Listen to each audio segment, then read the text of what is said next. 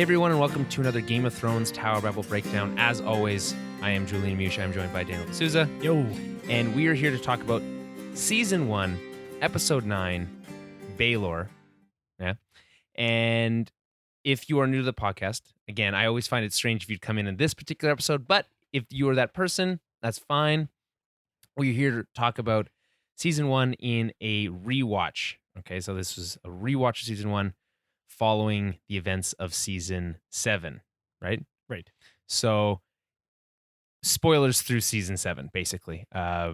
We may discuss events that have taken place up through that point in time.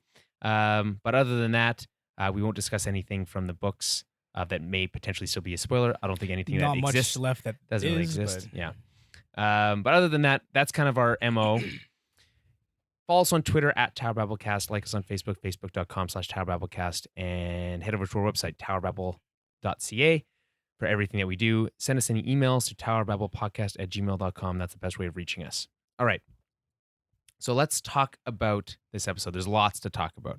Of course. Big one. We're in the 9th episode. If you're a Game of Thrones fan, you know that generally the 9th episode up until the last season, which didn't even have 9 episodes, is usually a pretty big deal, right? The penultimate episode per the season. And you make sure you say that every season. Yeah, you got to. It's one of how often you get to use that awesome word? Not very often, I say. Anyway, so that's what it is. We're at the penultimate episode of Season 1. This one's written by Benioff and Weiss. They are the credited writers here. They don't do that very often. Usually they have other writers on to help them. They're usually more in the showrunner side, and because they are the showrunners. But they wrote this particular episode.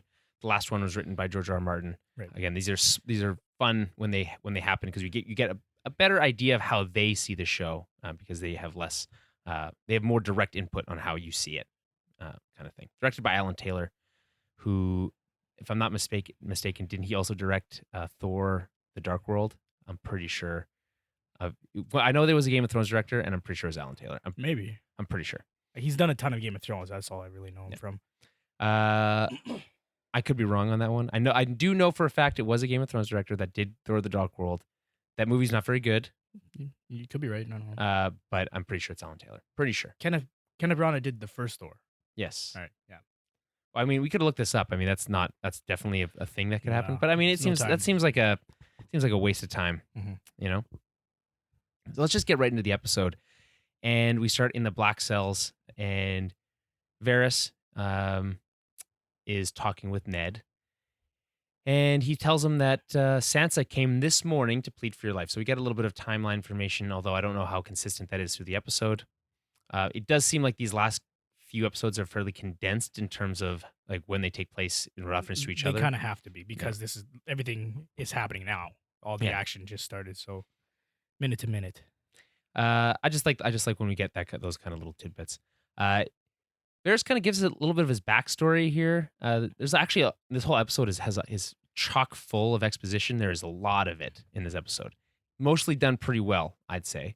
This is one of those times where he's just kind of jumps into his story after Ned is like, well, what do you do, or who do you care about, kind of thing. Tells him that he was part of a acting troupe that used to perform in Essos, blah blah blah. Then maybe you can kind of recap that a little bit better than I can. I don't know. I mean, sure. I mean, that's basically it. He was part of a mummers group. Mummer is essentially Westerosi for actor. Okay. All right. I don't think he says that word. I don't know. Okay, well, they say it a lot. So he was a mummer. He was a child actor essentially. Mhm. Imagine like Shakespeare in the Park, just a group of actors walking around Sure. Essos and performing for people. And then he was kidnapped by the wizard. They cut his balls off, all that kind of stuff. Yeah. But that's basically all we ever really learn about Varys' backstory. Yeah. Just in the grand scheme of things, he says it to a bunch of different people in different ways, but that's the meat and potatoes of it. But it's not like a Joker from the Dark Knight situation where he's telling different backstories to different people. No. It's the same one. He always says the same It's just one. purposefully vague. Yeah. And it's just that's all the information you get. Right. Luckily, though, we'll receive all of Joker's backstory in 2 movies. Yeah. Well, Because everyone get me started on that. everyone wants to see those. The other thing to mention, I guess, about Varys in the books when he's visiting Ned, he's in disguise, and it's something that Varys does often in the books that isn't a part of the show. Yeah, real good disguise he's got going on. Yeah, there. exactly. He's wearing a hat and brown instead of beige. Or whatever Yeah. Yeah. So in the books, he's a master of disguise, and he knows all the secret tunnels of the Red Keep. Remember the movie Master of Disguise? You remember that movie? You remember? Yeah. He dressed up as like a turtle. Dana Carvey. Yeah. Right? I don't know. I said yeah, I don't know. Pretty sure Dana Carvey is the master of disguise from Wayne's World. Yes. Yeah. Yes. Yeah. That movie sucks. I don't really like that movie. I don't like that movie at all. And it doesn't matter. He calls himself the Master of Whisperers here. Well, everyone calls him that. That's his position.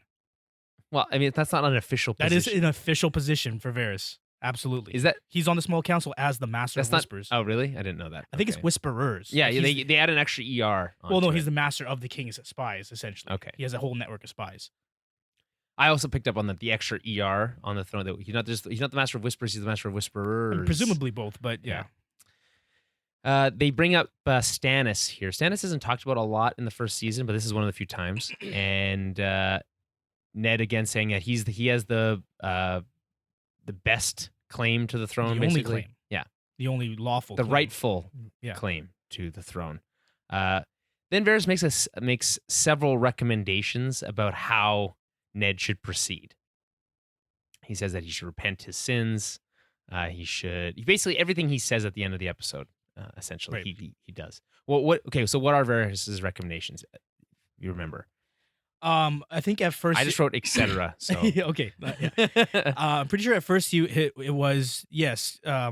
Confess your sins, blah blah blah. You'll be allowed to take the black, but you can also convince Robb to stop his war, right? So that lay down your sword. They can focus on the threat that would be Renly primarily, because Stannis isn't a threat as of right now, as far as anyone knows. Nobody knows what's going on with Melisandre and Stannis, whatever, right? So right now, Renly's the biggest threat to the Lannisters and to the crown, ostensibly. Okay. So if you can get Robb Stark to stop his war in the north, they can focus on the south, and they're not fighting on two fronts. Right. I guess this all comes from Varys is saying, like, think about the realm, right? So in Varys' mind, according to his recommendations here, leaving Joffrey and Cersei where they are uncontested is the best thing for the realm. Okay. The other thing that it does that probably would have been better for the realm to a degree is it frees up Tywin Lannister from having to fight the battles with Robb, and he can be Hand of the King. Right. Because he's now been named Hand of the King, but he's in the field. And Cersei and Joffrey, as we see in later seasons, desperately need Tywin to take control. And to rein them in. So you think, okay, also, well, there's all the other angle here that Varys could be playing is the whole let's bring the Targaryens back into which ultimately he always was. I think we're meant to believe. So if that's the case, then this recommendation to Ned would be from the perspective of leaving the power in Westeros weak, essentially, to an overthrow, potentially, right? I think maybe part of that is extrapolating on that. Everyone knows that Joffrey's a monster. As soon as people start seeing that, they have another Mad King situation, and then you have a conqueror in Daenerys coming. Much like in later seasons, we say Cersei's the Mad Queen, and Daenerys is going to come and save the day. Yeah. She's going to be seen as a hero when compared to this tyrant. So perhaps that's how Varys thinks. I don't know. It's a little early because Joffrey is just now being shown as a monster. I mean, Varys might know better than anyone. Well, yeah, especially in this episode where he disregards his mom's advice. I just think that's interesting. I think this episode is chock full of small lines here or there and different choices by different characters that you can read into with now knowledge, of what was to come, and say, okay, what were they thinking here? And is that consistent with their actions later? I think that's always interesting. And Varys he's notoriously one of the toughest to pin down in that sense, because we already know in season 1 that he is close with Magister Illyrio from Pentos, and that's been demonstrated. So he has ulterior motives, but nobody knows what they are yet. Exactly. Varys leaves with a final line. He says, well, what of your daughter's life? Kind of, trying to talk some sense into Ned, or at least to appeal to his one weakness, basically. And that's what tipped the scale, I think, ultimately. Yeah, I think so. I think we can all agree that Varys basically gets through to him, at least from his perspective, to try to convince him to do the thing that he wanted to do, or at least the one thing that'll keep Ned alive, right? Or was supposed to anyway.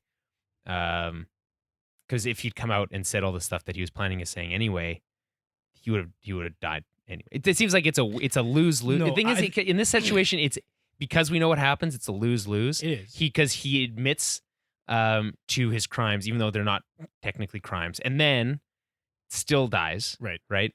So he ends up confirming all those things that everyone thought already, and then dies for it, without ever being able to kind of go to bat for those things that he was believing in. You know? Realistically, if he hadn't agreed to do that, he would never have left that cell.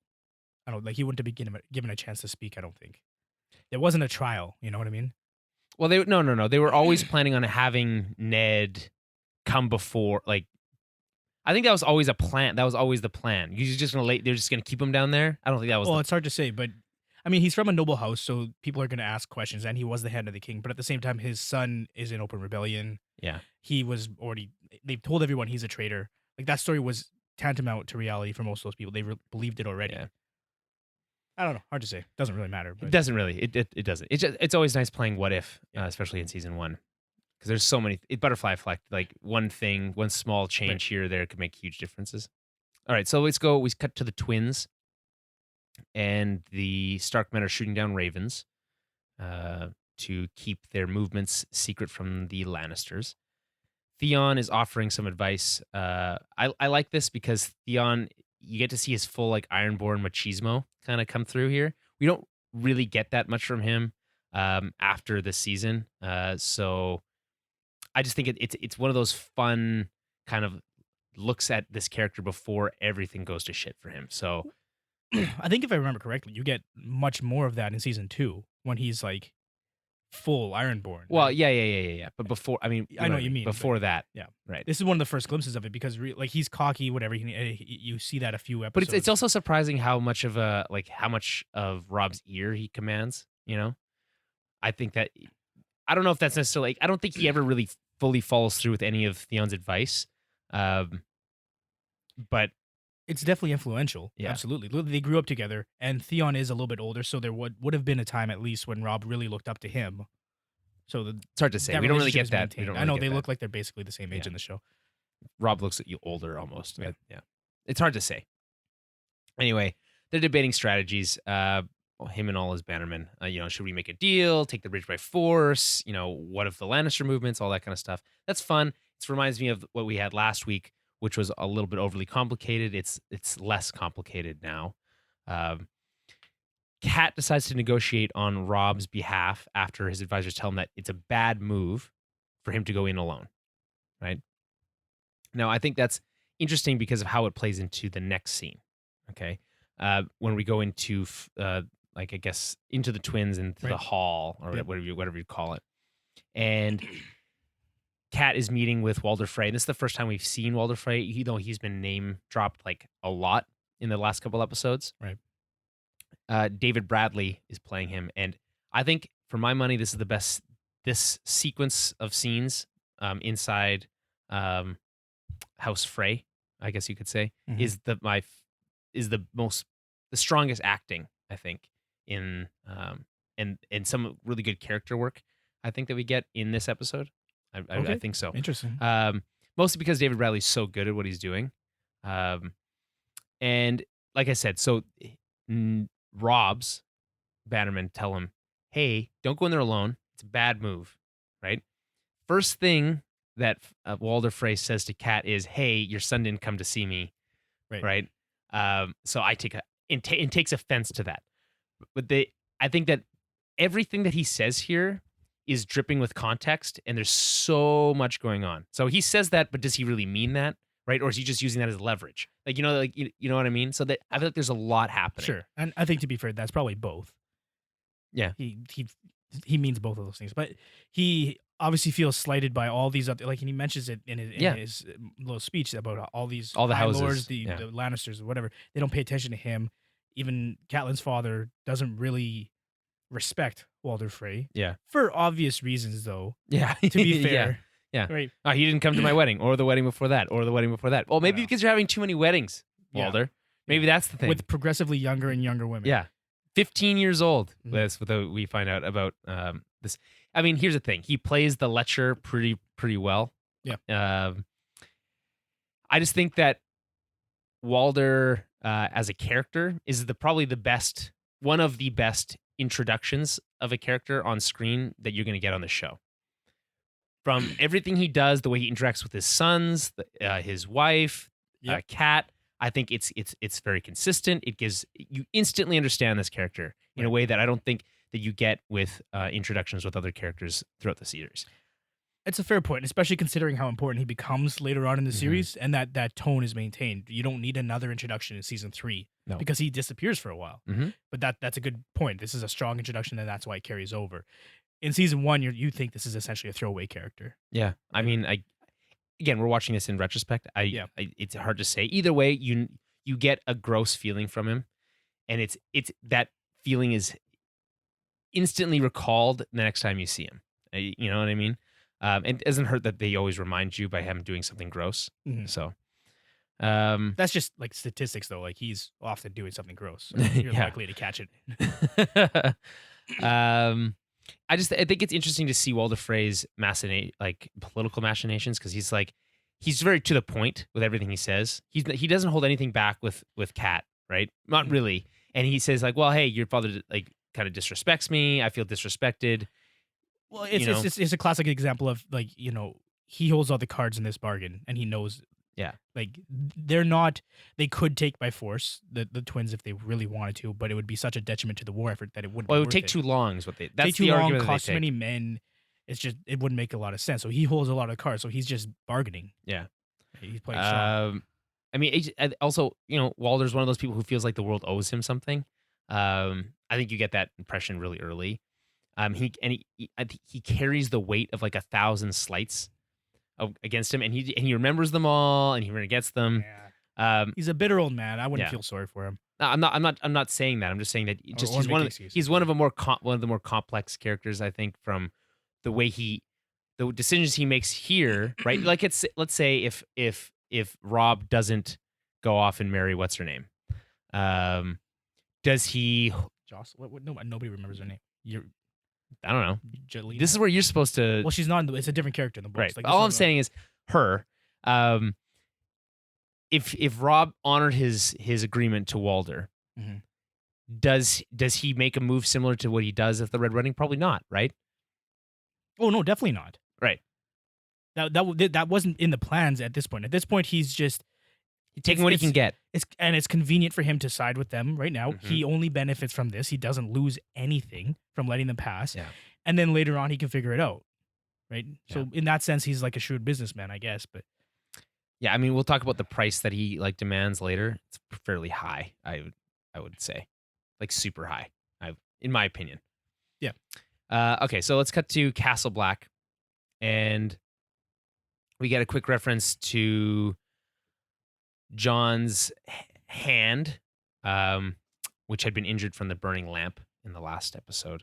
We talked about the significance of that earlier. And then we get this scene, which might be my favorite scene. That's what I'm saying. Yeah, this might be my favorite. This is 100%. Yeah. So Lord Commander Mormont gives Jon his family sword. So Long Claw. Okay. Yep, we're talking about different scenes. Keep going. No, we're talking about No. In terms of my favorite scene. Okay. Just keep going. All right. So Long Claw, a Valyrian steel sword. He even brings it up. Oh, this is Valyrian steel. So this scene is basically the shit I live for, man. This is what I live for. Okay. This is a character moment that also serves as world building and is connective tissue that only strengthened as the show grows, and then becomes even stronger again as the show contracts in the later seasons. Right. This one element is super powerful, and I think that the way it's introduced, although exposition heavy, works pretty well. Works pretty well. So we learn that Long Claw, Valyrian steel sword that belonged to House Mormont, specifically to Jorah before he was exiled, right? Right. That originally held a bear head shaped pommel. The bear being the sigil of House Mormont, correct? The pommel was then apparently, according to Commander Mormont, remade into a wolf to better suit Jon's lineage. Right? Makes sense? Have I missed anything? Yeah, no, you got it so Right. far. I just think it's because it becomes such a key part of the series, that this scene and its introduction here, I think, is a little bit heavier, especially in retrospect. But like I said, despite how exposition heavy it is, because it is, it's like, well, my house is just Lord Mormont is like, yeah, well, my house is disrespected. My son left the sword, blah blah blah, all this stuff. He Here's the had thing, grace enough to leave the sword. right? I know the line, Dan. Thanks.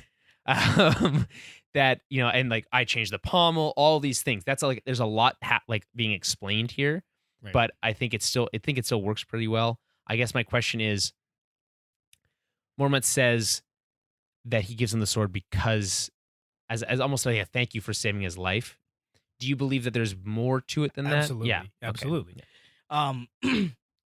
To a degree, Jon is in the process of becoming a surrogate son. Right. Right. That's the symbolism there, is that Mormont has been disgraced by Jorah and thinks that he's lost his only son, essentially. Mm-hmm. He can't pass on this to anybody in his family, but Jon seems like an appropriate replacement. Right.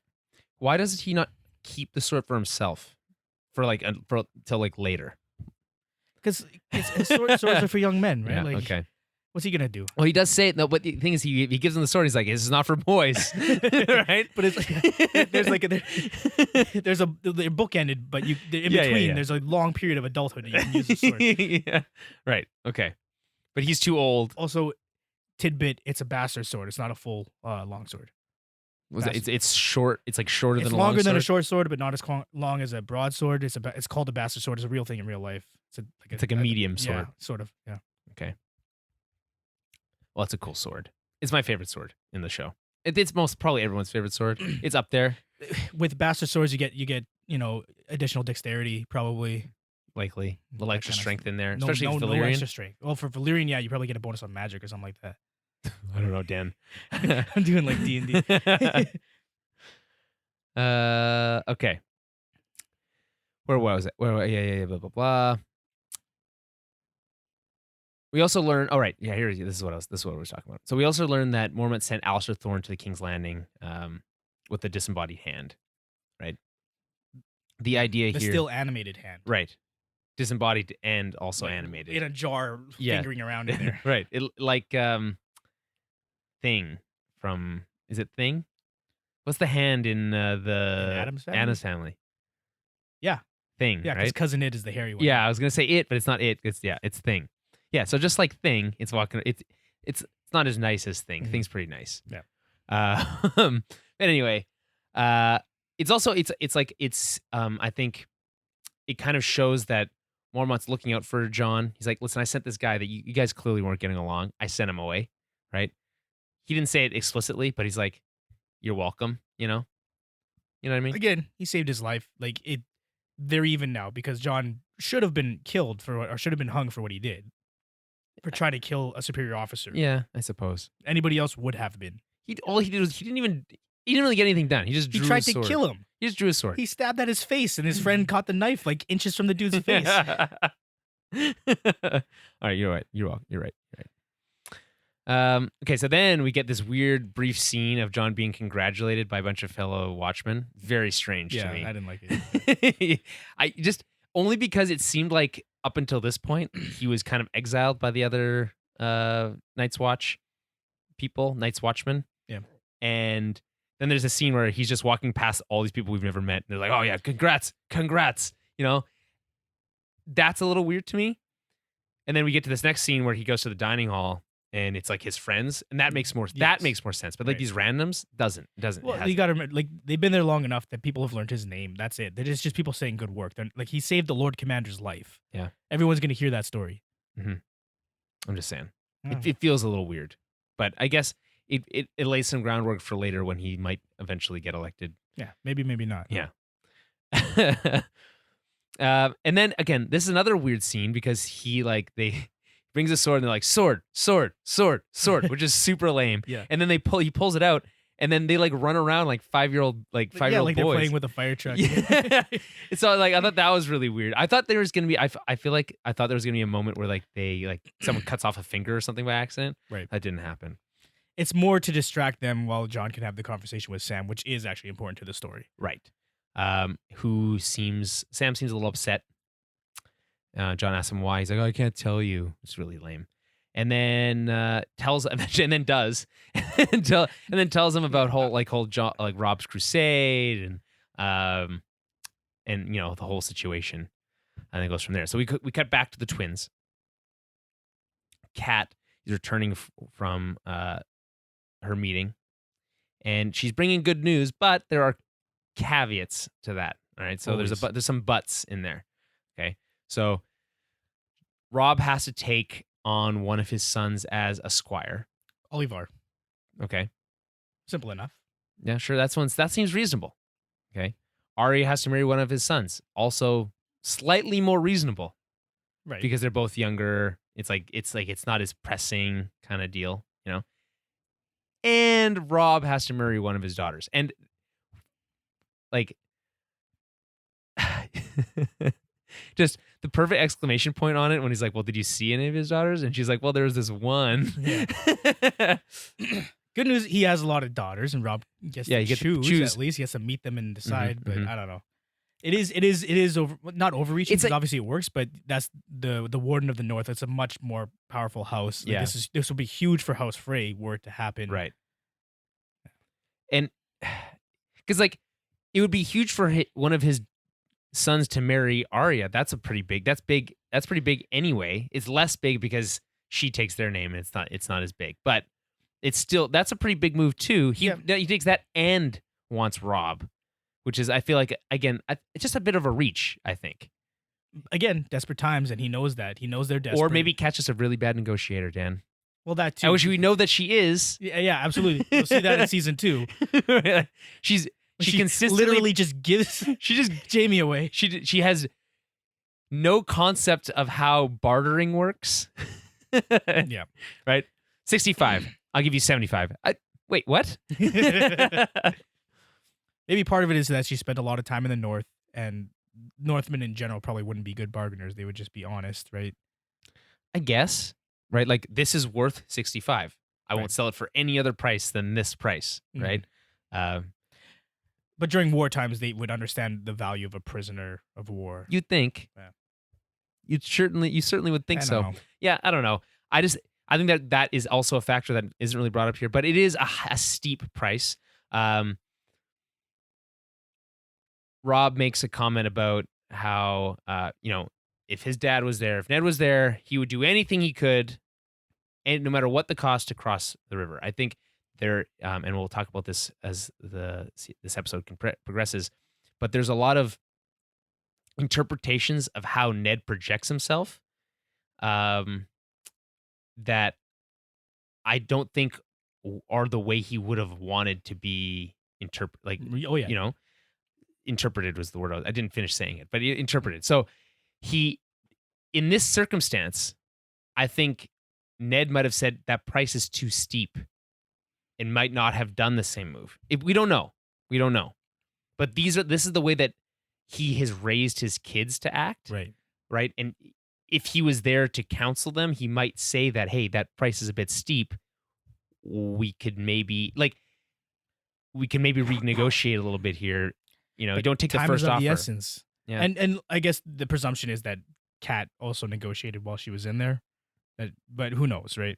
Well, man, if that's the offer they landed on, what was his first offer? Like, I don't know. So that's that. We cut back to Castle Black, and now this is your favorite episode. This is your favorite. Thank you. I knew this would be your favorite one. Yeah.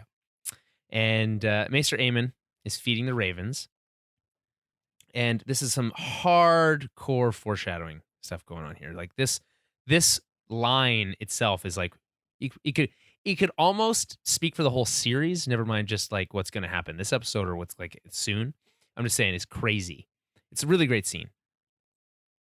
So Aemon asks Jon why he thinks the Night's Watch are celibate, and he tells them that it's so that they do not fall in love, right? So the quote is, "Love is the death of duty." Right. So I find it interesting when Aemon asks him about Ned, as speaking to the whole interpretation of Ned's projection of himself. He said, so John says he would always do the right thing, right? Ask him about how would Ned respond to the duty versus love situation. Which is not really an answer. No, right? And then Aemon says, look, well, he laughs and he says, well, he'd be 1 in 10,000 who would do that, right? But I think when you contrast that with what Varys says about his daughter, right? And he says he's willing to sacrifice his honor to save his daughter's life, right? Or what Robb says about doing the right thing no matter what. He would do no matter what it takes to get across the bridge. Right. These are all interpretations of Ned from that they're all raised by the same person, but they're all interpreting it in different ways that suit them at the moment. I just think it's a very, even though, and then obviously Ned is not raised by Ned, but you know what I mean? I know what you mean. Yeah. So I think that's just super interesting. Anyway, what do you think? Yeah, no, that's a great correlation. I think John, more than any of them, probably idolizes Ned, any of his children, in terms of Ned's honor system or whatever you want to call it, right? Morality. That's a word for it too. But in terms of what's right, like that's such a subjective thing. That's the problem, right? In Ned's case, in the Black Cells, is it not better to try to save your daughter's life regardless of anything else? And how do you define? Well, especially when he says that, like, I've already like resigned myself to death anyway, right? But then it's also about the larger message, right? And telling the world that these people are monsters, blah blah blah. That's one of the reasons this is my favorite scene. Also, what happens next, right? The revelation is huge, no, especially back then. Yes, so this is one of the few like huge bombshells we get in this season, and Aemon is counseling Jon against deserting, and Jon is acting a little bratty. Not necessarily. He's not counseling him against it. He's just think about it. Just think about it. He's saying. Just think about your decisions. If anything, like a lot of it comes off as him like saying, you know what, maybe do it. Maybe get out of here. You think so? I didn't interpret it that way. That's what I got from it, for sure. He's like, he says something to the tune of like, I was old and frail by the time that the God saw fit to test my honor. Yeah. But then when he starts talking about the kids and what happened to them, you can see he gets physically, and he's like, I won't tell you not to go, but like, if you don't go, you'll have to live the rest of your life knowing you didn't go, like I have. Right. It's not necessarily telling him to go, but it's like, there are going to be consequences on either side. You just have to weigh those options. Yeah. And that's what it always is going to come down to. And in the end, he makes, quote unquote, the right decision. Quote unquote. There's no way to know for sure. Yeah, can you imagine, speaking of what ifs, can you imagine if Jon just left and was with Robb throughout the whole war? Well, he'd probably die at the Red Wedding. Yeah. But it would have been cool for a couple seasons. I mean, it would have been cool for a couple seasons. Like, I don't know. Even if, so he's at the Red Wedding, he might have survived. There's a chance. It's a lot unlikely. But, because he, as the bastard son, probably might not even be invited inside in the hall. I'm sure Robb would have made him one of his generals, though. All I'm saying is like that. I don't know how much it really one person would affect the outcome of that situation, especially if Robb does the same things. Although maybe Jon counsels him not to do that. Yeah. I mean, what if? It also, like, the Night's Watch would be more decimated, I guess. They already are kind of, but yeah, I mean, he does a lot for the Night's Watch. And realistically, at the end of the day, the White Walkers would take over, right? Like, that's got to be the message. I guess. Yeah, sure. Neither here nor there. Anyway, Jon acts like a little brat here. He's like, you wouldn't get it. You don't understand, man. You don't get it, dude. And he's like, oh yeah, you don't think I get it? I get it, right? And probably more so. Yeah, more. And it's like, you're talking to this guy who's super old. You don't think he understands? Like, it's like, give the guy a little bit of credit, is all I'm saying, right? And so we find out that he's a Targaryen, and he's like, not only just any Targaryen, he passed the option for the throne on to his brother. It's a huge revelation. It's insane, actually. In fact, it's so insane that Jon's face is hilarious. It's like his jaw is hanging open while he's saying these things. And he's just stupefied by the whole thing. I think it's his reaction's amazing. Can you express why this revelation is so important, though? Well, I mean, he's a Targaryen, the only Targaryen left in Westeros, as far as anyone knows. Right. Right. He doesn't talk about it much. But here's the weird thing: if John recognizes the name and understands the history behind it, you'd think he would know. Like, that you he are became- that Aemon? Yeah.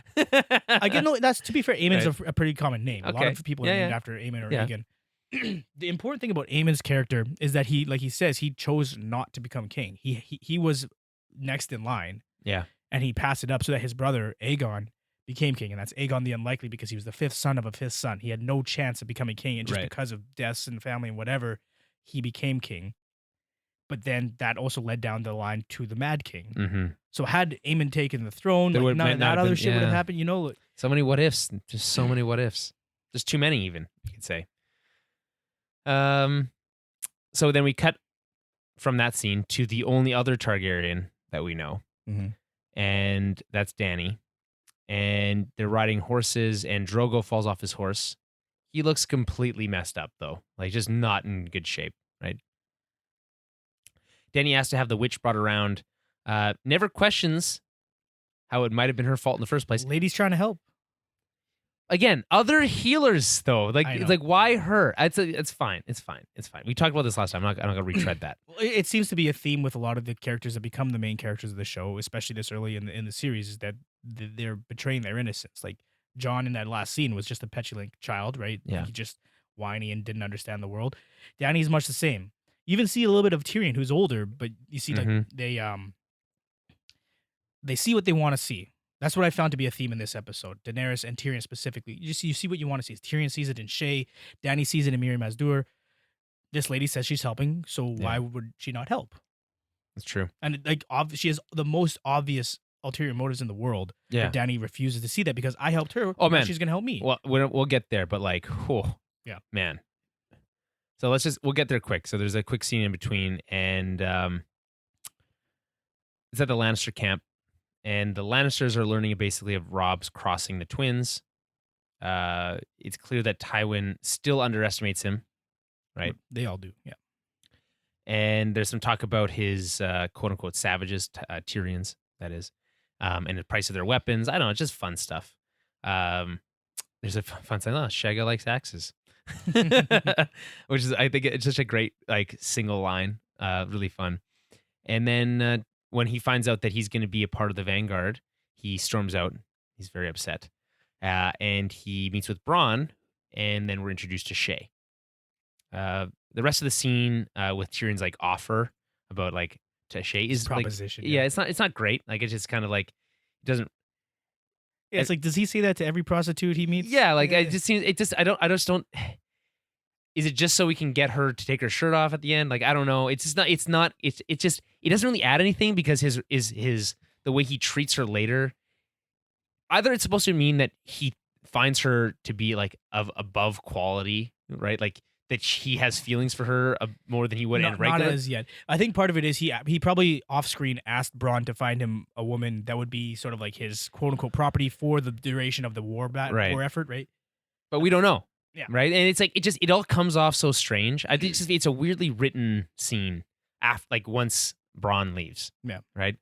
I think the scene would have worked. Yeah, everything would have worked just as well if we didn't have this weird part to the end. I know. And we get to the other side. Where I'm from, you just put $40 on the nightstand and Where are you from? Yeah. Wherever it costs $40. I don't think that's a lot of places anymore. It's hard to say. Inflation, man. So we cut back to Essos, and Drogo is sick. Jorah visits, and he sees how bad it is. Really, he takes his blade out. It's pretty cool. Black, and he like picks it up, and he's like, it looks like he's gonna like stab him or something. Mhm. And he's like, no, he just lifts up the bandages or whatever they are, and yeah, it's not great. And then she says he's like, yeah, we should get out of here. If he's dead, we're all screwed. Let's get out of here now. Now's our best time to leave. Right. She's like, I'm not leaving. I'm not going anywhere. Right. I am the Khaleesi, and things are going to go my way. Mhm. Right. And she'll make sure she tells everybody that. Yeah. She screams it over and over again. Yeah. It's not her best. She's not at her best here, we'll say. And Jorah has this really great line. He's like, this isn't Westeros where men honor blood. It's a really cool line. and then tells her that your boy will be plucked from your breast and fed to the dogs, which is, again, brutal, but another very cool line. Yeah. Dany tries to stand up for herself a little bit, especially with that other guy that comes in, the one dude who's been like Mago. Yeah. And no, Mago died in the other episode. What's this guy's name? I don't know, just other dude, other guy who's being kind of like petulant. Well, she's the petulant one. I guess he's actually being fairly reasonable, actually, in retrospect. Well, yeah, in the grand scheme of things, he's he's the only one who knows what's up. He's like, whoa, you want to bring the witch again? No, I'll bring you her head because this is probably her fault. And guess what? He was right. Yeah. He has other great communicator. He has other things that like don't make him a great person, right? Which is why when it's hard to defend that point of view when you have like terrible people bringing that point of view. I think the show doesn't do it well, even though Jorah says, "Hey, you might be making a mistake." Right. And Dany makes a deal with Mir Mazdoul. Miri Mazdoul. I said the same. He said the same thing. The witch. I'm just going to call her the witch.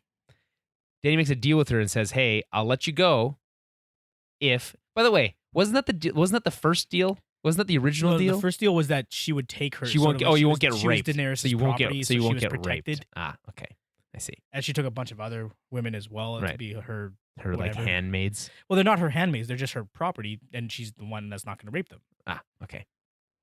Anyway, so she makes a deal. Say, "I'll let you go if you keep him alive." That's the deal. She says that she can do it, but it's blood magic. Other way around. Daenerys offers up blood magic. Like she. No. She said, "Is there like some kind of spell? Some kind of magic?" Yeah. Right. So it's not quite the same. Yeah. She doesn't just say, "Hey, I heard this thing called blood magic. Will that work?" Yeah. So they try that, and there's a great line here that we've brought up a million times: "The only death pays for life" line. That's the first time it's said. Very like important line. Yeah, it comes up all the time. Yeah. And even her squire, I guess, not a squire-like, squire-esque person, the guy that she has like her hand dude.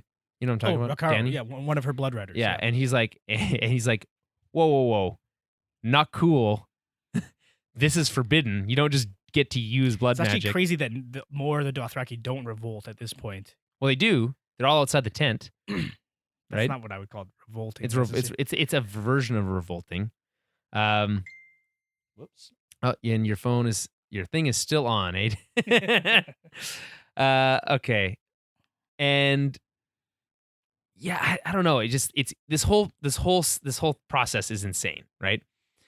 So I just in the end, all things considered, I just find it slightly frustrating that all these people who keep trying to talk sense into Dany are ignored.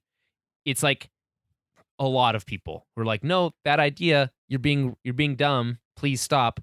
And she does not ignore it. And then what makes it worse is that she refuses to listen, and it's played like she's acting out of desperation. She's acting out of love. It's the love versus duty thing that's brought up earlier in the episode. The problem is, and we've talked about this before, and I will say it again and again and again, over and over and over again, that relationship between Dany and Drogo is not well enough established to warrant this type of response from Dany. I don't think. And in the book, it might be, but in the show, it's not. It's definitely not. I don't know about that. In the show, there's plenty of scenes with them like lovingly just There's like cuddling. 3, Dan. There's like 3. You go back like 3 episodes, the relationship is not great. I know, but there's only 10 episodes. You got to be efficient with this kind of stuff. Drogo, you see what kind of passion he flies into when she's almost murdered. Like, you understand that you got to read between the lines a little bit and just accept the fact that this is a girl who fell in love with. Yes, and I'm happy to make that assumption. But when that same person defies or refuses to listen to reason because of that, if I have to do that through actions of reading between the lines, then the show's not doing its job. Does that make sense?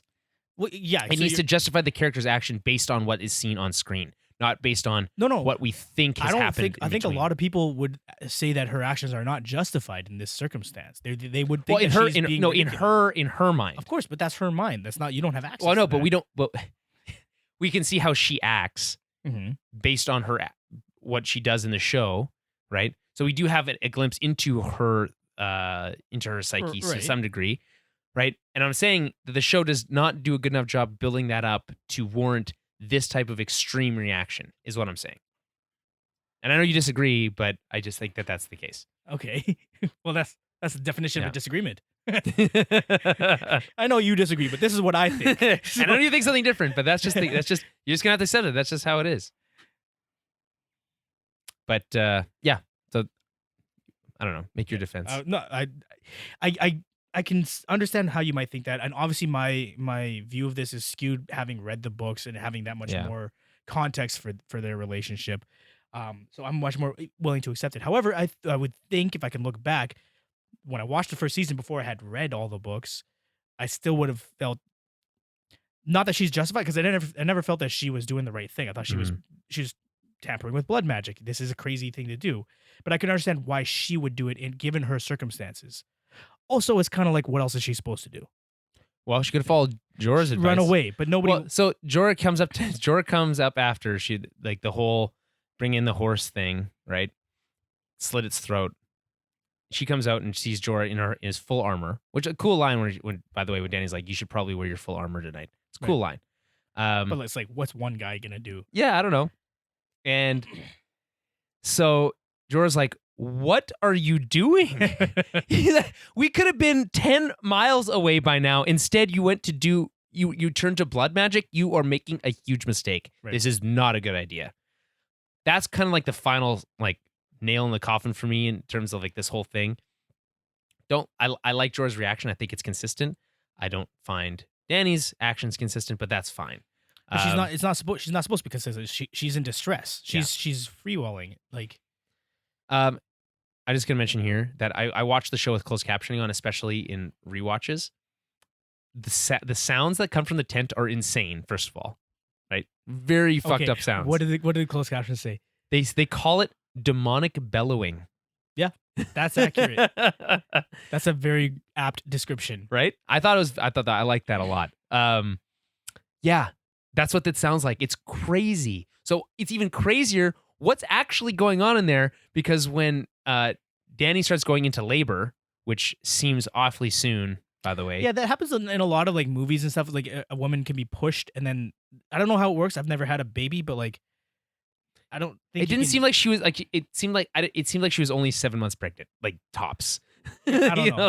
I don't know. It's also a fantasy world. You kind of just let it happen. Yeah, but, it's fine. I don't know. I find that trope to happen frequently, where, like, a woman is pregnant and is, like, pushed down, and then there's blood everywhere, and now she's having the baby. And I don't know if you can just push a belly to make the baby come out. I don't know how it works. Maybe you can. I don't know. You probably can't. It seems unclear. Yeah. It's not even an issue. I think more likely that the whole going into labor situation is about the whole blood magic thing. It seems more likely is what's going on, right? You think you think those are unrelated? Do you think those are unrelated? I think they're related. You think it's a coincidence? I think it might. Well, who knows? You think it's a coincidence? I think it might be coincidental. I don't know. That's crazy. Was Dan. Mirri Maz Duur treating her at all for her pregnancy? She's using magic, Daniel. In a tent over there, though. Okay. That's how I read it. I felt like it was connected. I don't think that kind of thing is. You got to remember, like, it's not like magic is all powerful. You know. I'm saying that when she says death pays for life, and that there is literally she's pregnant, which is like the definition of, like, life bringing. Sure. Yeah. That's not connected. It becomes connected later on once Danny goes in the tent with them. I don't know that Mirri Maz Duur flicked her magic wand and made the pregnancy happen, or made. I think she likely did. Right, that's how I perceive it. Okay. And anyway, that's fine. We skipped over the fact that Jorah has a really, like, a brief, cool fight scene.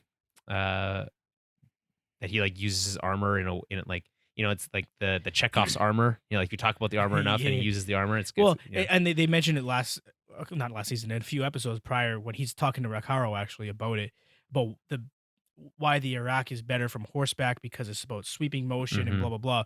But against armor, it can't penetrate. Yeah, right. It's all about slashing. It's not about stabbing, and that's what ends up happening. He just catches the Iraq in his armpit, and helpless. All right, so over in the Lannister camp, we cut over to the Lannister camp, and they are Tyrion and Bronn and Shay are playing some games, drinking games essentially. One with fire, like a burning candle game. Yeah. Then I've played similar games. and then Bronn suggests a Bravosi knife game. It's a lot of fun dialogue where he's like, well, preferably one that we don't lose fingers. He's like, well, only if you lose, it's all good stuff. And then Tyrion basically offers a version of 20 questions. It's like it's not really 20 questions, but it's like a variant. It's similar more like idea. Never have I ever, I would say. Yeah, no, that's a good idea. It's the same as that. Yeah. It's exactly that actually. Yeah, which is a drinking game that we play fairly often. Yeah. So that's a normal. But it's like it's different in a 3-person setting. Yeah. In this version, it's actually 1-on-1. It's a 1-on-1 version game. 1v1. Never have I ever. So it's fun though, because you right away understand exactly how it works, right? Tyrion says something about someone's past. If they're right, they don't take a sip, they pound the whole thing back. Yeah, they're doing shots, but of wine. So. Right. Again, lots of fun. Tyrion makes an allusion to his past wife, where he explains that later in this exact scene, actually, who obviously had a larger role in the books. Not really. No? Same thing. Oh, really? It's just part of his backstory, but it really influences his character, like in terms of what he becomes. Obviously, he even says it in this scene. He's like, "You once loved a woman, and that's made you unable to love anyone ever." So wait, no, that's me. Yeah, exactly. And that's all. That's it. That's it in a nutshell, I guess. Yeah. It's like I am a human trope, essentially. Yeah, fairly common. And he tries to play with Shay, and he's not very good at it, apparently. Or she's lying. Or she's just lying. Who knows? She doesn't like the game. Yeah. She made it clear that she was not into the whole concept to begin with. Right. They make I wanted to ask you about this. Tyrion says something about like, oh, you wouldn't be suitable for the Silent Sisters. What is that? Do we know what that is? Do they talk about that? They really don't explore it in the show at all. They're a sect of. They're part of the seven, right? The religion of the seven gods. They're essentially like they were nuns. Okay. They're silent. They've taking vows of silence. It's like a combination of nuns and like those silent monks. Yeah. But they are specifically in charge of taking care of the dead. Oh. So throughout the realm, you'll see Silent Sisters. It's essentially like seeing a hearse. Okay.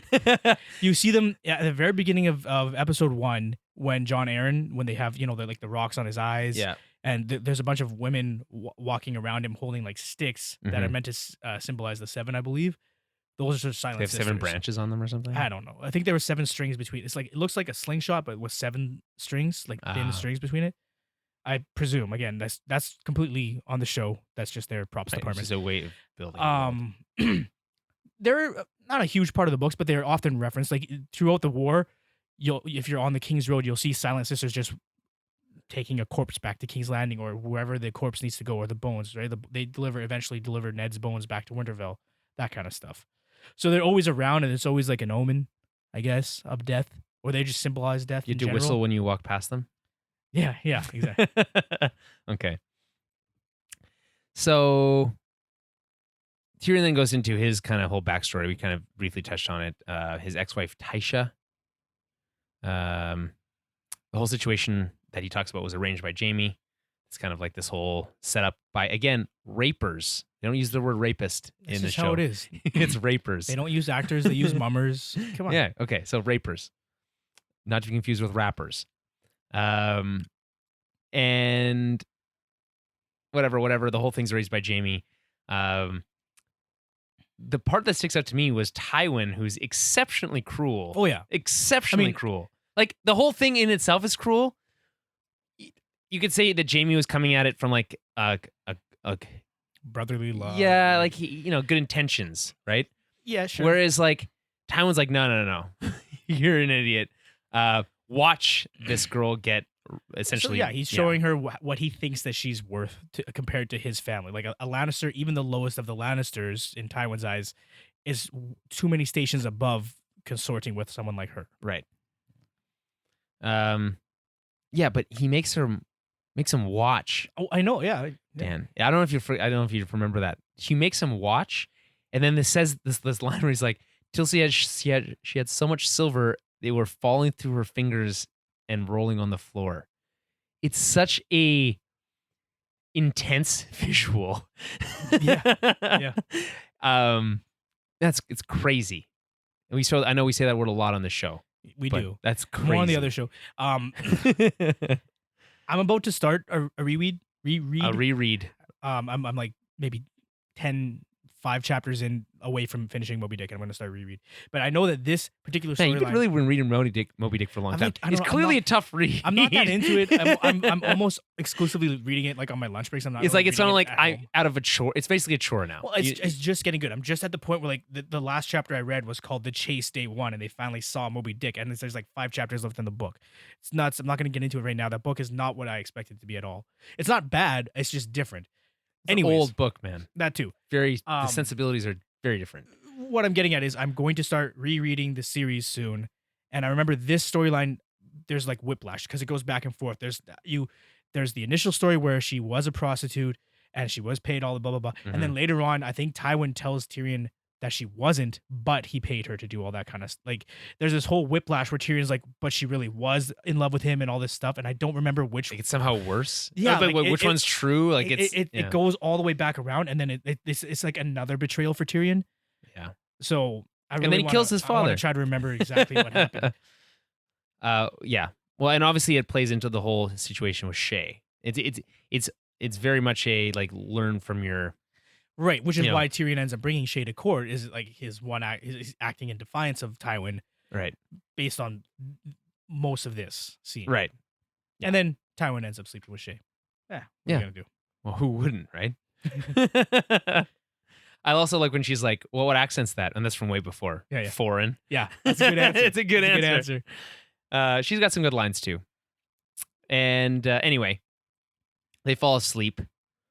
And we wake up to the sounds of like war stuff, and I don't know what you describe it, like clanging of armor and like horses running by. Sure. Yeah. War stuff, and clamor. Bronn comes in. I don't know what the closed captioning said. I think it said like horses and like other. I don't know. It didn't say other shit, but another shit. And Bronn comes in and he's like, "You're sleeping through the war." And then they use the line from last episode where they stole a night's march. Right, which is very important that they use the exact phrasing because it allows your mind to instantly connect that with that planning. It's good. It's good storytelling.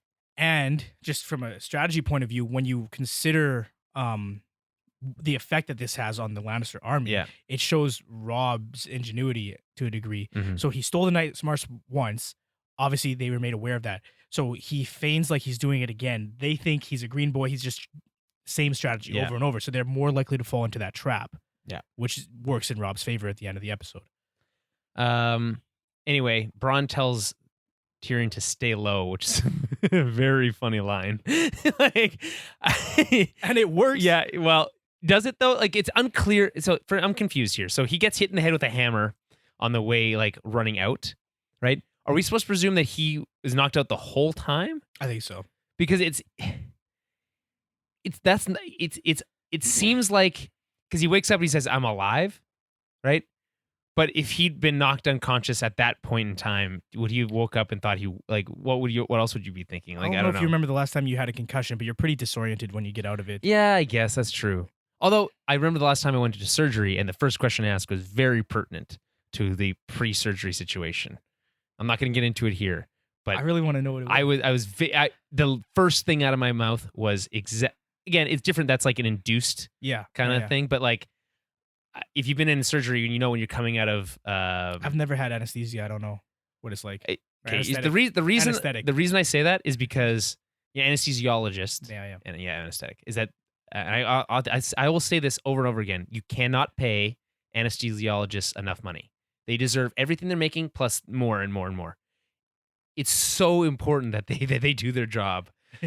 Like, well, yeah, because the most terrifying thing in the world would be to wake up. Well, there's a movie about it. It's called Awake or something, I think. Yeah, but I'm but sure I'm sure it's not a good movie, but that's not the point. But yes, It's that Hayden would Christensen. that would of course it is.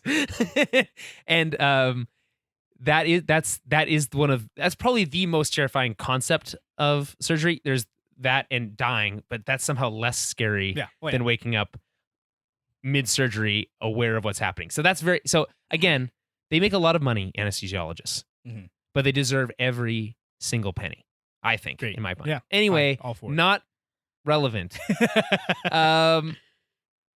He wakes up. I kind of got. I had a moment where I was like, well, maybe he like got up and like tried fighting and then like got knocked out again. It just seems less likely. But the dialogue is strange. Realistically, what it is a quick way to get around a big budget battle scene. There was they didn't do. The thing is though, even if they had them, okay, let's say they had season 7 money, right? I don't think you need to show this battle anyway. I feel like not much of it. No, like the battle itself is irrelevant when you can pair it to the fact to what was happening with Jaime, in which we don't see at all. Right. So I'm totally like, I know people are like, oh, season 1 they don't show battles, but like these battles are so inconsequential in terms of what's actually happening on the battlefield, compared to what the outcome is. And it worked because it wasn't mislead, so everyone was misled. I mean, maybe if they had shown more of the battle, it would have seemed like it was more important, but then you probably would have had to show something of Jaime's battle too. Yeah. You know what I mean? It does work this way that it all happens off screen. Instead, the way we get it is through 2 lines of dialogue where Tywin's like, turns out the scouts are wrong, it wasn't 20,000 men, it was 2,000. And then Tyrion's like, oh, well, blah, blah, blah. And he's like, well, the other 18,000, the other 18,000 men were with him, with Robb. It's really cool, and it's like, oh, the trap was sprung. It's awesome. Right. I think it kind of reduces the dramatic impact of of the very beginning of the next scene, because it's fairly clear from the way that Tywin discusses this whole situation with Tyrion that there's almost no way Robb is not surviving the other. Yeah, you know what would have been a good way to do it would have been to bookend it with the Robb scene. So have a scene with Robb and his men going to battle without explicitly telling you what battle. Yeah. Right. Then have this scene. Yeah, that's very smart. So then you're seeing it from Catelyn's perspective, like she's worried, and then you see that and the show and exactly, and that's it shows it's like the show is tricking you. Yeah. By showing you scenes out of order. Exactly. Without full context. That's probably the best way they could have done it. They didn't decide not to do that for whatever reason. I don't know why they don't ever listen to me. Just listen. I write a million emails. I'm just kidding. It's fun. I think I just want to mention quickly, Tywin's armor is super cool here. Like it is. He's got like not a functional. No, he's got like a whole like sash situation going on. He's got like lions climbing off of his helmet. The whole thing is really dope, and like he like almost like a toga, kind of like red sheet thing happening. Listen, cosplayers, this is cool cosplay. Like this is something you should be aspiring to. Expensive cosplay. Yeah, well, it doesn't have to be made of gold, Dan. Like it doesn't actually have to be made of gold. No, but like just I don't know. Absolutely. Also, gold does not make for good armor. Just another tip. Says who? It's soft metal, Daniel. Yeah. You can bite it and leave a mark. But it makes for good ornaments, and that's the whole point. Right. Yeah. So we cut to Kat and Robb. We kind of touched on it. She's not sure if Robb's gonna come back from the battle. The Battle of the Whispering Wood. Is that it? Because it has a name. Yeah. And he turns out he does, but again, not surprising. It's played like all the music swells and all this kind of stuff. Like it's like a big reveal. It's not. It's fine. We find out that they captured Jaime. I think this is one of the coolest moments in the show when Jaime's captured. Right. I think it's really fun, and he tries to bargain. He's like, "Oh, we can end this war right now." Mano a mano kind of deal. And the way that Robb responds is so badass. And it's really not. Like that's the thing. I think it is because it's tactful. Yeah. The thing is, it's the opposite of badass because he's admitting that he would lose. You know what I mean? But it's badass in terms of strategy, in terms of seeing the bigger picture, all that kind of stuff, which is none of that is expected out of Robb. He's a boy so young, he pisses grass, like blah blah blah. Yeah. And especially young boys in that time, and even in our time, you're kind of hard-lined to be competitive to a degree where you would never say no to that kind of invitation, right?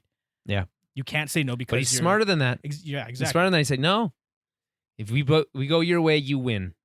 We're not doing it your way. Of course, he loses anyway. And the worst part is it is like partially because of Jaime, to a large part. No, more than partially, yeah. A large part. Yeah. Which is kind of sad. Like, but he doesn't. It's so, you know what I mean? Yeah, Jaime. But Jaime doesn't. He doesn't do it the honorable way either. Right. You know. So I don't know. Maybe he learned the wrong lessons. I don't know.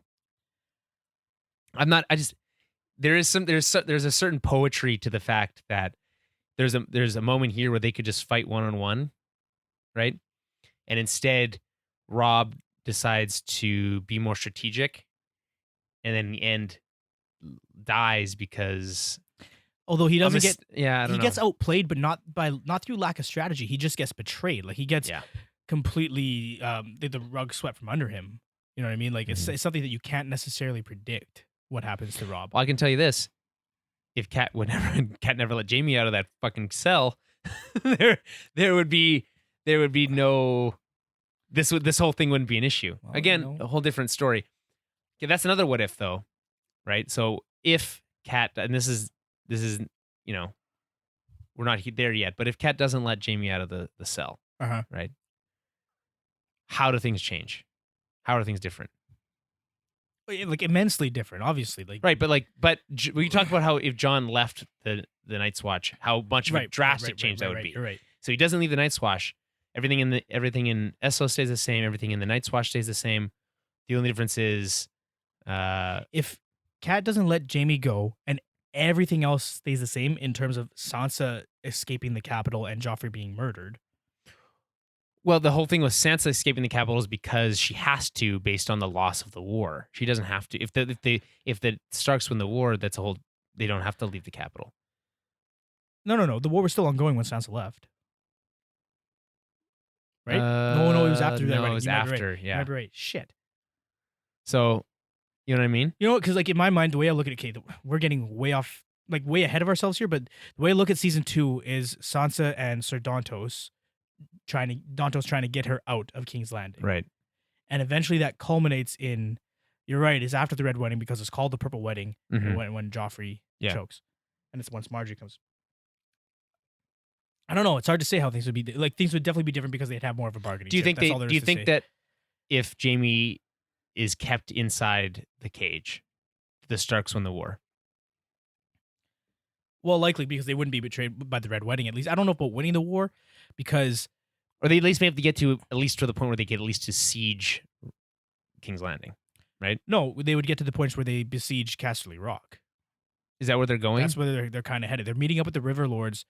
Eventually, they would be going to King's Landing to get Sansa back. But if they have Jaime, the Lannisters can't do anything to Sansa.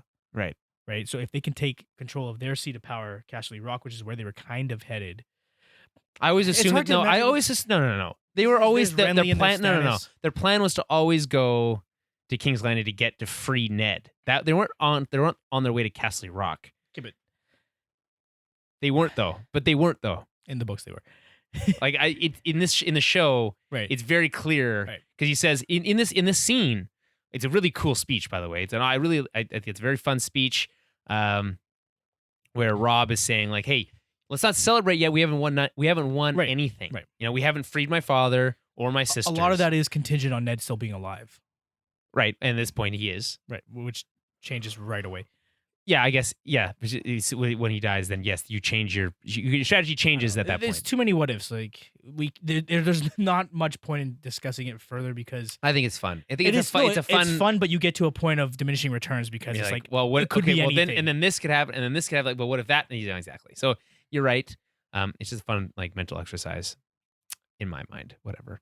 If we were gonna do that, we'd need to like prepare ahead of time instead of just. Well, you'd have to have like a really intense, kind of like visual display to do it. Oh you yeah, know? I've always said like George R. R. Martin has to have just like charts and whiteboards all over the place, just in terms of like the genealogies and how each character interacts with each other. It's impossible. We could do like a line graph where like every decision has like multiple like yeah, but right. But then when you put two of those graphs together, it becomes gibberish, and that's what you would need to do in order to Yeah. cross reference all these characters. Yeah. Anywho, where were we? Oh yeah, so we cut to King's Landing. Oh yeah, the biggest part of the episode. Arya catches a pigeon for some reason. And For food, Julian. For food. Oh, to she's eat. hungry, so she wants to Yeah. eat a pigeon. Yeah. Okay. She doesn't have a choice. Catches a pigeon, tries to trade it, to barter it with a baker for like a lemon tart. Nice call to lemon tarts, by the way. I like that. Sansa's the one that likes them more. I know, but it's still though. You know what I mean? Yeah. The Stark kids like lemon tarts, man. It's a little taste of home. You wouldn't think there'd be a lot of lemons in the north. They're a rich family. They get them brought in. Yeah, okay. Because you ever try to grow a lemon tree here? No, I haven't personally. I don't think it would work very well. Probably not. I don't know. Yeah, people don't really grow a lot of like citrus in general. No. Up north. Only in like the Okanagan, basically. All right, so you catch a pigeon, doesn't work. She finds out that the hand of the king is being taken to the Sept of Baelor. Right? Drops the pigeon. Drops the pigeon. Her only form of currency or sustenance. You can always catch another. No, I'm just saying, like, that's like, in terms of where she's at, like, that's the most important thing in the world to Yeah. her. And then it's suddenly not. Yeah. Right. So she runs off. She climbs the statue of Baelor. So it's a statue of Baelor, correct? Yeah. Baelor the Blessed. And Ned is brought out to jeers, not cheers, jeers. Right. It's not a boo-earn situation. Okay. And the way this is shot is very interesting. Okay, I think it's a lesson in visual storytelling. The way it's shot without any words is Ned sees Arya on the statue, which is very important because the next thing he does is he tells Yoren, yeah. he just yells at him. He just yells Baelor twice at him. And he kind of like motions. He's like, I don't understand. What do you mean? Oh, that's what you mean. And he goes to grab Arya. Which it's just one of those things, the sort of trust between the Night's Watch and the Men of the North. Yeah. Because they have the closest dealings with each other, but they also, like, there's a mutual respect. They know what they're dealing with up there. Ned might not believe in the White Walkers necessarily because they've been gone for thousands of years, but he absolutely respects the Night's Watch in a way that nobody south of the Wall Well, especially does. as his brother is a that too, watchman. yeah. And that's, again, like we were saying before the show started, I was telling you, one of the reasons that Yoren is so willing to help Ned is because that he has that rapport with Benjen, right? So this is kind of the culmination of everything we talked about with Ned in this episode. So Ned confesses his crimes here. Very eloquently, by the way, I would say. It was probably written for him. You think so? Again, like we said this in a previous episode, everything that's happening here is scripted for all the people on the stage until Joffrey goes off script. Right. It's right because like even Sansa has like a very like weird like a Sansa, like sly smile Varys, here. Everybody's and then all of a sudden things change and nobody knows how to react to it. Right. Well, things like shit hits the fan really quick. Like when he says, "Bring me his head," right? People are like freaking out. Right. There's cheers from the crowd, but like even people in like the like on the stage are like, "What the fuck?" Yeah, Cersei doesn't know what's going on. Yeah. And the thing is, I struggle with the idea that Cersei couldn't have done more here. I think she could have if she really wanted to. No, she can't be seen to. Like she loses with Joffrey. She loses that. She doesn't really care about that very much after. By the way, she does a lot of her own shit all the time. Right, but at this point in terms of the power structure, she can't be seen to undermine him in any way. His power needs to be absolute, and he made a decision. She can't be the overbearing mother that tells him no and smacks. Especially when he says these are the feelings of weak women. Regardless, if the thing is, if she were to, maybe she could have somebody stop this from happening. it would completely undermine his power and respect in terms of for those people watching. Yeah. So that going forward, as he matures, it's clear into that a he's king, only that she is the power, right? Not him. which is what a lot of people assume. So if she does that, it plays even more into that story. And so she's at least politically aware enough to know where she can or cannot exert her power. Mm-hmm. By the way, we should mention that like the reason that who's the executioner? Sir Ilan Payne. Ilan, bring me his head is what Joffrey says. Yeah. It's the reason that it's on Sansa's murdered list. Arya's. Yeah. What did I say? Sansa? Yeah. I meant Arya. Yeah. We all know. I've been good with the names this week. All right. I'm not. I'm just saying. I gotta correct. I was good with the names this week. I've been good with the names this week. How dare you? Okay. I never substituted Robb or Jon once, or Castle Black and Winterfell. But that's fine because we didn't go to Winterfell this week. I think we did. Brad was in the episode. No. Not at all. You didn't have a dream with the three-eyed raven? Not once. Huh. Nope. I made the mistake. I watched episode 10 right after 9. You can't just watch one. You got to watch both. So. Well, I disagree. I literally only watched one. Oh, yeah. I guess we should mention that like it's very the way that the scene is shot is very interesting. So if you watch it scene frame by frame, the sword actually does pass through his neck. Yeah. But just by barely. only one frame, Yeah. I think. Just enough. Which is very cool. And then you cut away and birds fly, which is like a pretty classic thing to do, but it somehow works I think in a pretty effectively here, especially with Arya's eyes being covered, like she's not allowed to look and all that kind of stuff. I don't know. I think this whole sequence works pretty well. The tension is extremely high. Oh yeah. And played in the right way. I don't know. I'm a fan of it.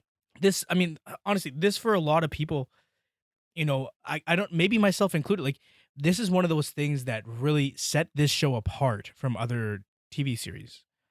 Just in terms of how willing they were to I don't want to use the term go there, but you know what I mean? Like defy expectations. Whenever we talk, and there's a lot of talk about subverting expectations, about not necessarily undercutting the main character, but like not going down the beaten path. This is where it all stems from. Well, this is the most glaring example of it, obviously. The top billed actor is murdered. The main character. Yeah. As far as anybody is concerned for the entire season. Yeah. Right. Is murdered in the penultimate episode of the season. You got it in again. Yeah. And not only murdered, but like out of nowhere. Executed. He didn't have a hero's death. Well, even worse is you're right. Even worse is the way that the episode is set up. It's set up for him to survive. That's the way the whole thing is played. And all the major players are planning that until Joffrey does what he does. Right. Ned doesn't get it's not like Boromir in Lord of the Rings. He's got a few arrows in the chest and he gets to say goodbye and say that Aragorn is going to be the king, or Aragorn is the king he would have followed, all that kind of stuff. He doesn't get his last words and then his eyes slowly close. None of that classic heroic death stuff. He does have that final, you mentioned it though, that final scene moment with Ned where like the crowd kind of quiets and you just hear his breathing. Right. And he looks to the statue of Baelor and Arya's gone. What do you think is going through Ned's mind here? Does he feel like Yoren did what he asked and he grabbed her to save her, or does he feel like is he in his final moments is he saying, "Oh fuck, what happened to Arya?" kind of deal? I think the way that it's shot, the way that like he actually, if you're paying attention, it feels like he calms his breathing down. Mm-hmm. I think he just sort of accepts his fate and kind of releases, like lets go, like he has no control over the situation anymore, and he just accepts it. That's what it plays like to me. I don't think he's panicking when he doesn't see Arya, but okay, that's my opinion. I don't know. I think he just like you see, like he puts his neck down, like he exposes the back of his neck, and he's just like, all right, I guess this is what's happening. Yeah, it's sad. It is sad. You think we'll see any? We're going to the final season here, obviously, with Game of Thrones. Do you think we'll get a cameo from I would love it with Sean Bean. I would love it. I don't know that there's that much time for this kind of stuff. I think if that were to have happened, Well, it you would say have that, been- but we're talking hour and a half episodes. but only 6 of them. But yeah, no, you're right. That still adds up to more screen time than all the other thing is, a regular season. It really depends on what's going on with Bran, because he's the only one that would be able to see that, unless it was a flashback from some other character. But how many characters are alive now that would have significant flashbacks with Ned? Not many. Not many. John comes to mind, but even then, Ned was purposefully cold towards, not like cold, but like he didn't share a lot with John. Well, yeah, out of necessity. Right. So you're not going to get some big revelation or some, tender fatherly moment between Ned and John.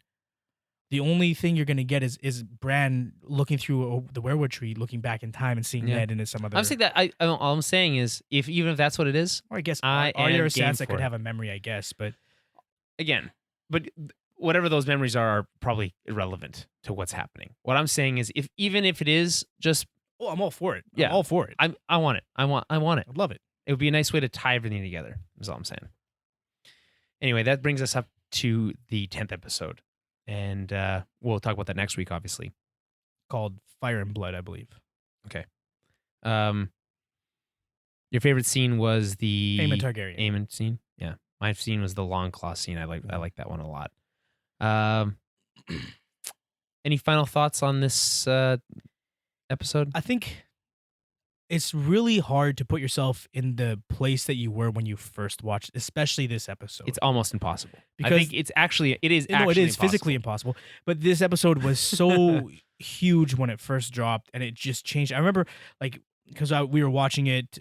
You and I weren't watching it together necessarily, but we were all kind of watching it while it was on. I think I was like a week behind or something like that, and I'm like, no, there's no way. Something happened. Some magic. Somebody put their sword in the way. Like they were like, I couldn't physically. I was like, no, it didn't happen. Yeah, I was in denial. And then next episode, no, Dan, denial don't is a do river it. in No. Africa. I did it. Part of getting old. I'm so happy. You think that's funny now. Daniel, it is now funny. We're old. No, that is funny. You don't understand. Neither of us are a dad, but this guy's popping out dad jokes left, right, and center. I'll do it all day. All day. Anyways, I was in the middle of some kind of point. I don't remember. It doesn't matter. It's impossible to imagine the way to re-experience it. Okay, so I'm saying, what I'm asking is the experience of watching it with the weight of the whole show on top of it, better or worse than seeing it and not expecting the outcome? Well, I mean, better and worse in different ways, right? It's worse because obviously the obvious spoiler. Well, yeah. You know exactly. what I mean? Like, you're never going to re-experience that. But it's better because you have that context, because you know what Aemon Targaryen is talking about, too. You know what J.R. Mormont is talking about. You understand the relevance and the significance of these actions that have ripple effects throughout the rest of the series.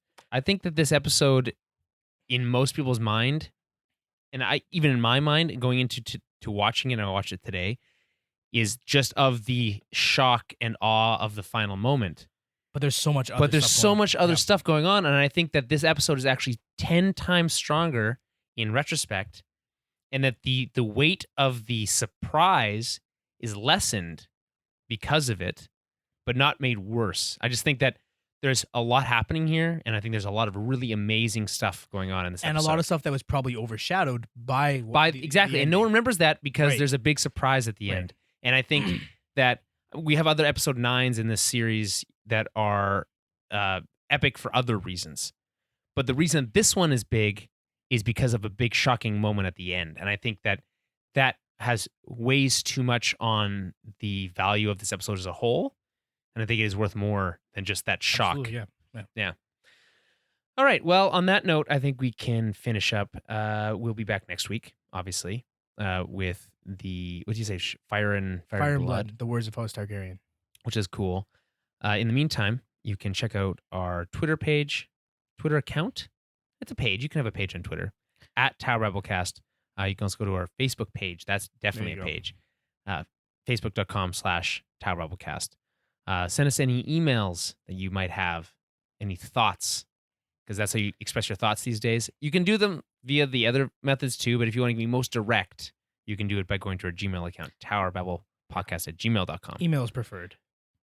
Yeah, because that way Dan will see them. It's not that I don't see the other ones. I can't pay attention to Twitter. I don't have it in me. Anyway, I do. So if you want to ask me any questions, you can ask me on Twitter, obviously. TowerBabel.ca, that's where we do everything. We just posted a new show today. We're recording on Monday, which is a day later than we normally would like, but that's fine. And we were discussing on the Tower Babel podcast, the main show, San Diego Comic-Con, which meant we were talking about the James Gunn situation. We were talking about Aquaman. We were talking about Shazam, Titans, Young Justice, Star Wars: The Clone Wars. A lot of fun stuff. It's a action-packed episode is really what it is. So you can check that out again at our website, towerbabel.ca/subscribe. And like I said, we'll be back next week with season 1, episode 10. Fire and Blood. Yeah. Okay. We'll talk to you then. This week's Game of Thrones theme is a 12-string guitar cover by Acoustic Trench. You can find their work on YouTube.